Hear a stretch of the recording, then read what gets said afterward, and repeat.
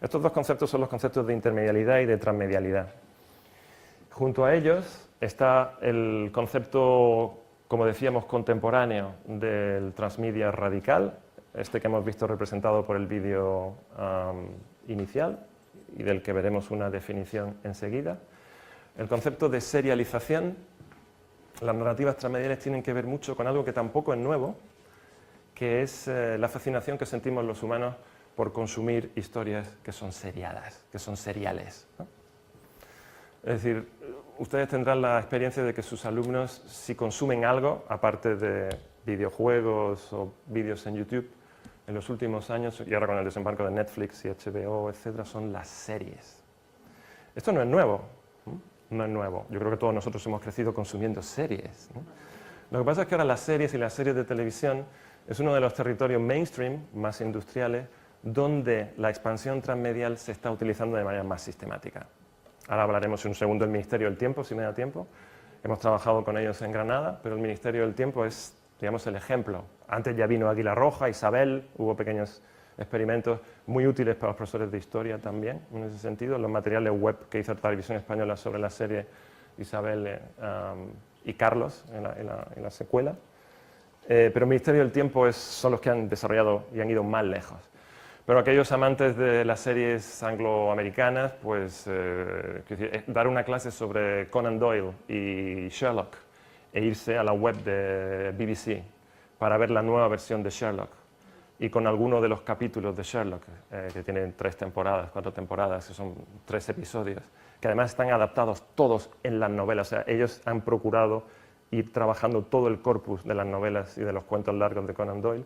Dar una clase sobre Sherlock utilizando la nueva serie y las herramientas web, sobre todo si estás en inglés, en literatura inglesa, funciona muy bien. En la facultad funciona muy bien, estoy seguro que en bachillerato, por ejemplo, en últimos cursos de la ESO podría funcionar también muy bien, ¿no? Y por último, esta idea que hemos visto más o menos sutilmente planteada en el vídeo, y es esa idea de mediar los contenidos, es decir, de trabajar con contenidos que cada vez sean más fluidos, más líquidos, que no estén asociados únicamente a un medio determinado, ¿no? Esto es algo que si ustedes piensan, por ejemplo, si piensan en sus alumnos o si tienen hijos, si piensan en el fenómeno Marvel, ¿no? O sea, ¿qué es lo que está pasando con los Vengadores, con The Avengers, hasta llegar a Infinity War? No es sino eso, ¿no? Es decir, es traer juntos los universos de todo, ¿no? Un conjunto de personajes que se han desarrollado por un lado en la novela gráfica o en el cómic, poco a poco también en el territorio del cine, y empezar a mezclar todos esos elementos y ponerlos, todos esos universos y todos esos personajes en un... Y esto es lo que hacen los fans. Hablábamos con Pablo ayer de cómo toda la cultura fan y la cultura cosplay disfruta muchísimo, ¿no? Desarrollando hasta el infinito de manera a veces enloquecida universos de los cuales los chicos son seguidores, ¿no? Véase Harry Potter, por ejemplo, seguramente muchos de ustedes trabajan también con la literatura de Rowling y lo que supone la página web de Pottermore, donde toda la industria Rowling puso en marcha un experimento que tenemos que considerar de narrativas transmedia, ¿no? Bien, detrás de todo esto hay la idea de que no existe ningún medio puro. Esto es algo que me parece importante transmitir a los alumnos. La literatura no es un arte, un tipo de discurso cultural homogéneo, puro, autónomo, aislado. Nunca ha existido la literatura al margen de lo visual, nunca. Como no ha existido lo teatral al margen de lo literario, y no ha existido la música sin la literatura, y no nace el cine sin la literatura, el teatro o la fotografía. Y no existen los videojuegos sin el cine, sin la literatura o sin el teatro. Es decir, transmitir a los alumnos esta idea que está en el corazón del concepto de intermedialidad, ¿no? De que no existen los medios puros, de que no existen los medios autónomos, enseguida coloca al investigador, al profesor y al alumno en un territorio familiar para estas generaciones acostumbradas a consumir contenidos en distintos medios, en distintas plataformas. Porque esto siempre ha sido así. Siempre ha sido así, ¿no? Bien, por eso para nosotros que venimos de este territorio de estudios comparados, de medios comparados, ya hagan literatura o comunicación audiovisual, entrar a investigar y a enseñar narrativas transmediales puede resultar bastante natural, porque la intermedialidad, y esta es la tesis central de nuestro proyecto, la intermedialidad, la condición híbrida de cualquier arte, es lo que hace posible las narrativas transmediales.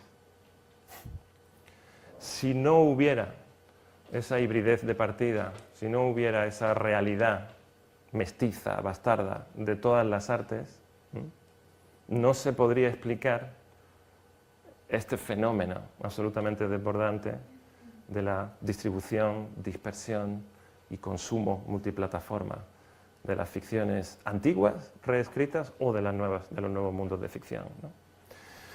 Bien, algunos ejemplos que nos pueden visualmente aportar, o sea, subrayar lo que estamos diciendo, ¿no? El territorio del cómic, ahí hay una pequeña captura de Contrato con Dios de Will Eisner, que es uno de los padres de la novela gráfica. El territorio de la novela gráfica, y el propio nombre lo dice todo, el territorio del cómic convertido en novela gráfica, es un territorio impensable, inconcebible, sin esta realidad de la intermedialidad. Abajo tiene una captura de Prosperous Book, de Peter Greenaway, ahí a la izquierda abajo, ¿no? Una adaptación de La Tempestad de William Shakespeare, ¿no? De Peter Greenaway. Greenaway no solamente estaba haciendo una adaptación de ese texto dramático, sino que en la pantalla en algunos momentos se permite superponer la escritura autografiada del personaje que está escribiendo. Es decir, en muchas películas es muy interesante en el mundo del audiovisual ver la representación de la escritura, la representación del libro, la representación de los escritores. ¿Qué hacen los escritores? ¿Cómo escriben? ¿No? Más allá del biopic. Hay muchas técnicas para introducir escritura dentro de la pantalla, ¿no? Esto es especialmente interesante también desde esta perspectiva. Arriba un montaje de Angélica Lidl, que es una de las dramaturgas más radicalmente innovadoras e interesantes en nuestro país, y la imagen de Cumberbatch de Sherlock. Y esto es una captura del comienzo de Max Payne, de la primera entrega de un videojuego, del cual se han hecho adaptaciones cinematográficas y que arranca en la cinemática de la primera parte del videojuego con una novela, una fotonovela. La fotonovela, que estamos trabajando también en el proyecto de Granada, es un género que se desarrolla en los años 50 y 60, en la posguerra, en Italia, también en España. Algunos de ustedes recordarán en casa de sus madres, sobre todo, un género femenino, ¿no? La fotonovela está volviendo gracias a Internet, ¿no? Y se está produciendo una especie de reboot de un género que parecía muerto, ¿no? Y que estamos utilizando en algunos proyectos de manera educativa. Espero poder enseñarles. Voy a avanzar un poco para ir un poquito más rápida. Aquí hay una propuesta, y les pasaré la bibliografía a través de las directoras del curso, de una autora que ha hecho, digamos, ha planteado una de las definiciones más, creo, pedagógicas o más claras de este concepto de intermedialidad, trabajándolo en 3 dimensiones: las adaptaciones, la intermedialidad como la transposición desde un medio a otro medio, la adaptación fílmica, por ejemplo, pero también las novelizaciones. El universo de Star Wars pasa por ser el origen, en los años 70, a finales de los años 70, de lo que hoy llamamos narrativas transmediales. Pero Star Wars no nació como una narrativa transmedial, de hecho ni siquiera existía la conciencia de esto que llamamos narrativas transmediales. Fueron los fans los que empezaron a convertir aquello en lo que hoy llamamos una narrativa transmedial. Pero lo que empiezan a suceder son adaptaciones, ¿no? Adaptaciones desde ese territorio cinematográfico hacia juegos, cómics, juegos de videojuegos, ¿no? Cosplay, por supuesto, también. Y luego la serie de televisión. El canon de Star Wars es un canon que en un momento dado se dispara y se descontrola, y la propia compañía, sobre todo cuando la compra Disney, George Lucas, todo ese universo ha tenido que ser canonizado para distinguir aquello que hacen los fans de lo que hace la propia productora. El concepto de canon es muy importante en narrativas transmediales, porque llega un momento en que la participación de los usuarios y de los fans establece una crisis, ¿no? O produce una crisis dentro de la cual los productores se ven obligados a definir qué es lo que realmente es producción, ¿no? De los autores y qué es el resultado de la intervención de los fans. Y en el equilibrio entre esas 2 dimensiones se juegan las grandes franquicias industriales, ¿no? En el título de mi conferencia era la industrialización de la mitología, ¿no? Ahí es donde se juega el equilibrio, ¿no? Rowling y sus abogados intentaron impedir la creatividad de los fans de Harry Potter, ¿no? Y tuvieron que acabar construyendo ellos mismos el portal de Pottermore, donde la gente podía subir sus fanfics. Las fanfics son las ficciones de los fans, ¿no?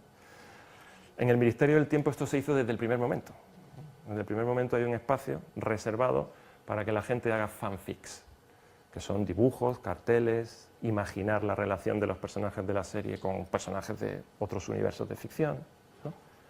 Y en esa frontera está el debate, porque claro, uno de los grandes problemas de los narradores en este territorio es qué responsabilidad y qué protagonismo le das a tus seguidores. La narrativa durante siglos ha sido el control de una historia con un desarrollo más o menos lógico hacia un receptor fundamentalmente pasivo. A nosotros nos sigue encantando ver buenas películas y buenas novelas, ¿no?